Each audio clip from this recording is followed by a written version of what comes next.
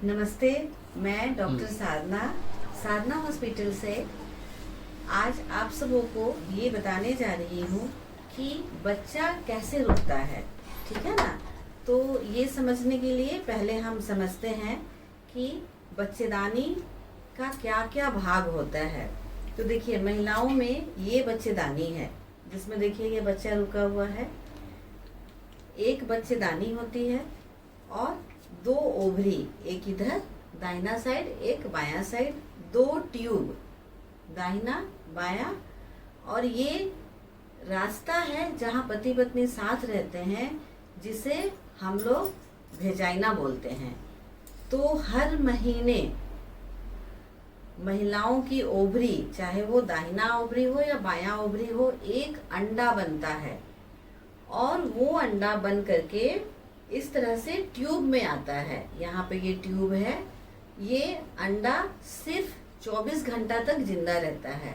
इसी दरमियान पति पत्नी जब साथ रहते हैं तो पति का धात यहाँ वेजाइना में गिरता है और इससे एक स्पर्म यहाँ से निकल के ऐसे बच्चेदानी होते हुए इस तरह से वो ट्यूब में आता है जहाँ पहले से ही अंडा है।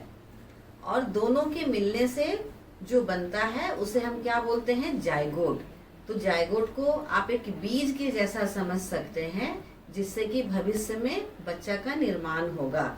और ये जायगोट कुछ दिनों के बाद धीरे धीरे आ करके इस बच्चेदानी में, जैसे बीज नहीं जमीन में लग जाता है, उस तरह से ये बच्चेदानी में लग जाता है और धीरे धीरे इस तरह से पूरा समय का बच्चा बनता है।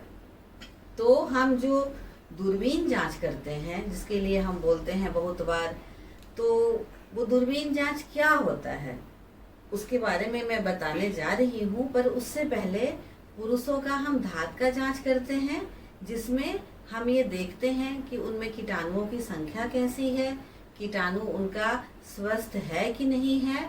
और महिलाओं में हम अक्सर बोलते हैं कि दूरबीन जांच करना है। तो ये दूरबीन जांच में हम क्या देखते हैं? तो पहला दूरबीन हम यहाँ बच्चेदानी में लगा करके देखते हैं, जिसे हम हिस्ट्रोस्कोपी बोलते हैं। इसमें ये देखा जाता है कि बच्चा जहाँ आकर के बड़ा होगा वो पूरा ठीक है कि नहीं, इसका बच्चेदानी का एंडोमेट्रियल लाइनिंग ठीक है कि नहीं, यहाँ कोई ट्यूमर, किसी भी तरह का घाव, किसी भी तरह की कोई परेशानी तो नहीं है।